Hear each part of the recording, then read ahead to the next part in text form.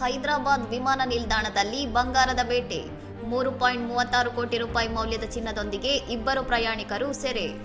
ಕೌಲಾಲಂಪುರದಿಂದ ಹೈದರಾಬಾದ್ಗೆ ಆಗಮಿಸಿದ ಇಬ್ಬರು ಪ್ರಯಾಣಿಕರನ್ನು ಅಕ್ರಮವಾಗಿ 3.36 ಕೋಟಿ ರೂಪಾಯಿ ಮೌಲ್ಯದ 2.2 ಕೆಜಿ ಚಿನ್ನವನ್ನು ಸಾಗಿಸುತ್ತಿದ್ದ ಆರೋಪದ ಮೇಲೆ ಕಸ್ಟಮ್ಸ್ ವಾಯು ಗುಪ್ತಚರ ಘಟಕ ಬಂಧಿಸಿದೆ.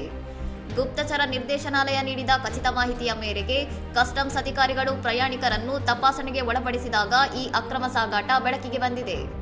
ಆರೋಪಿಗಳು ಚಿನ್ನವನ್ನು ಪೇಸ್ಟ್ ರೂಪಕ್ಕೆ ಪರಿವರ್ತಿಸಿ ವಿಶೇಷವಾಗಿ ಹೊಲಿದುಕೊಂಡಿದ್ದ ಪ್ಯಾಂಟ್ನ ಸೊಂಟದ ಪೌಚ್ಗಳಲ್ಲಿ ಅಡಗಿಸಿಟ್ಟು ಸಾಗಿಸುತ್ತಿದ್ದರು. ಬಿಳಿ ಸೆಲ್ಲೋಫೇನ್ ಟೇಪ್ಗಳಿಂದ ಸುತ್ತಿ ಅತ್ಯಂತ ಚಾಣಾಕ್ಷತನದಿಂದ ಮರೆಮಾಡಿದ್ದ ಚಿನ್ನವನ್ನು ಪತ್ತೆ ಹಚ್ಚಿದ ಅಧಿಕಾರಿಗಳು ನಂತರ ಅಕ್ಕಸಾಲಿಗರ ನೆರವಿನಿಂದ ಅದನ್ನು ಹೊರತೆಗೆದಿದ್ದಾರೆ.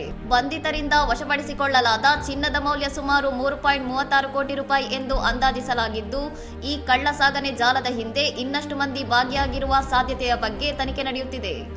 ಅಡ್ವಾನ್ಸ್ ಪ್ಯಾಸೆಂಜರ್ ಇನ್ಫಾರ್ಮೇಷನ್ ಸಿಸ್ಟಂನಂತಹ ತಾಂತ್ರಿಕ ವ್ಯವಸ್ಥೆಗಳನ್ನು ಬಳಸಿ ವಿಮಾನ ನಿಲ್ದಾಣಗಳಲ್ಲಿ ಕಳ್ಳಸಾಗಣೆ ಪ್ರಕರಣಗಳನ್ನು ಪತ್ತೆ ಹಚ್ಚುವ ಕಾರ್ಯದಲ್ಲಿ ಅಧಿಕಾರಿಗಳು ಹೆಚ್ಚಿನ ನಿಗಾ ವಹಿಸಿದ್ದಾರೆ.